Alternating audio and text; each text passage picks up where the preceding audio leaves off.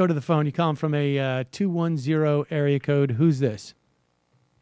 This is John from San Antonio. Good afternoon, Sam. Hello, John. What happened, John? Well, I think you called it pretty well. I mean, I agree it was a myriad of reasons, but in my opinion, the main reason was that the Democratic base didn't turn out. And I'll take it further than that. I mean, you look at Mondale, Dukakis, Gore, Kerry, Hillary Clinton. They all have one thing in common: they're not charismatic orators.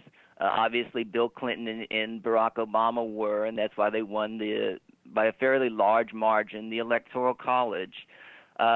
Democrats have a more diverse set of interests than Republicans, and that's reflected in a much higher viewership and listener rates in conservative television and radio, and that conservative base turns out for elections, midterm and presidential.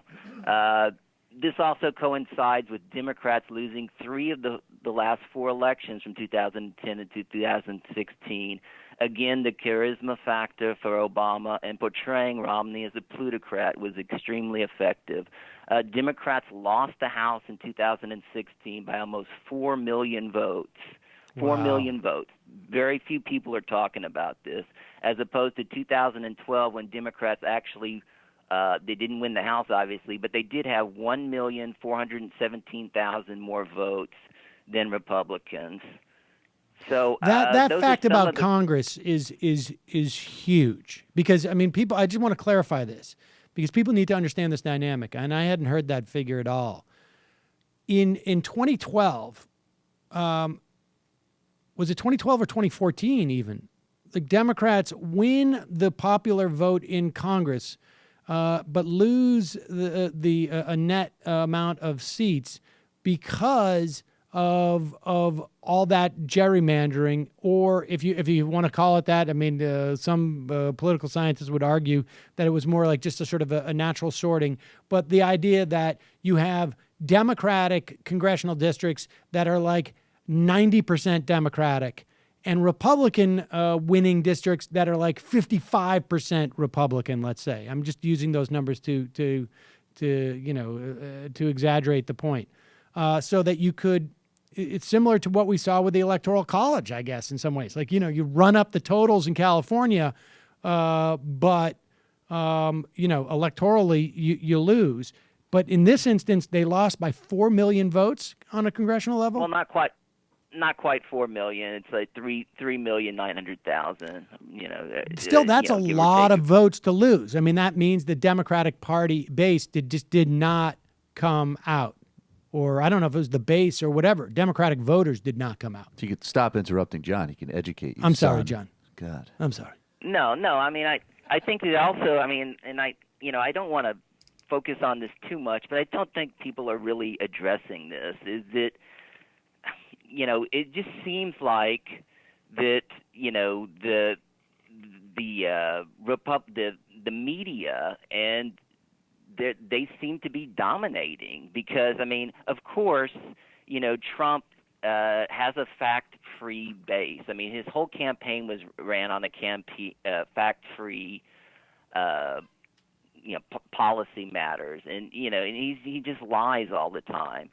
But you look at the exit polls. I looked at the polls in various states that were the closest to the actual election results, and people believed all of that stuff. The Trump supporters, and the numbers were surprising. I mean, obviously, that they believed that the economy was so horrible, and it's at 4.9%. Obviously, Bernie addressed the real issues.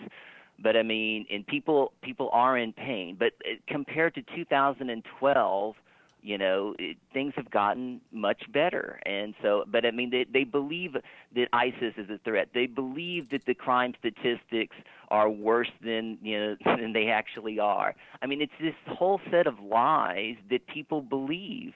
And also, I mean, I'll take it even further. They're not convinced that trickle-down economics is against their own interest. And so we need to do a much better job of, trying to state facts and also trying to tell people that trickle-down economics is a complete and utter failure, especially for the working class and the middle class. And we didn't do that. And we need to start doing it. John, will you send me those exits, particularly in those areas that you're talking about? I've had trouble tracking some of those down. I appreciate that. I mean, I think that's basically it. I mean, well, let me ask you this. Why do you think the polls were so off? Was it just not so much that they didn't capture the Trump vote, but more that they made assumptions about the Clinton vote that just didn't materialize? What was it? I think it's a myriad of things, obviously, but going back to the main thing is that they didn't turn out. That the numbers. I mean, you said it right at the first day. You said it on Ring of Fire.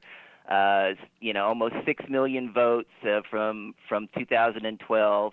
Almost I think it is 9 million votes from 2008, and that's the main thing. Also, undecided voters went for Trump. Also, this is something that people are going to disagree with me on, but I think if there was too much time between the last debate and people forgot. 2000 people basically just forgot. I think those undecided voters just basically forgot. And Hillary Clinton reminding them about who he was just seemed like it was a retread at that point. And she just didn't have the big argument, I think. And I think, in some ways, Johnson collapsing was also a problem. I agree totally. I mean, that was a huge problem. As far as the future, I think that I love all the protests and what's going on with that. But we need to start focusing some of the protests on trying to actually, defend Medicare, defend the ACA, defend the Iran deal, Paris Accords, net neutrality, Planned Parenthood. We need to have these protests start working more on issues that are going to be taken away from us. Yes. Right. I mean, it's important to say, Trump is a racist and a misogynist. I mean, that's important. We should keep saying that because that's the most obvious thing. But I mean, we need to also try to push back on this because in 2005, we still have the same problem there, don't we? I mean, we still have the same problem there. Is that so much of this campaign was geared towards him being just a monster, as if Mike Pence. If Mike Pence wasn't was president, we would still have, I think, 2 out of 3 of the most horrible scenarios that we're facing. We don't have that third one where it's like, he may just go, and say something inappropriate to Angela Merkel, and I don't know, start to World War III. I mean, we don't have that one sort of part of the trifecta. Maybe burkas are a good idea. But the problem is that this campaign. And who knows? I mean, Bernie right now, there's all right, well, let me pivot. But John, we'll talk more about this as you sort through that data. I appreciate it. That's from our data department at the Majority Report. Hey, it's Sam Seder. Why don't you subscribe to this channel? You can do so right over here. Subscribe.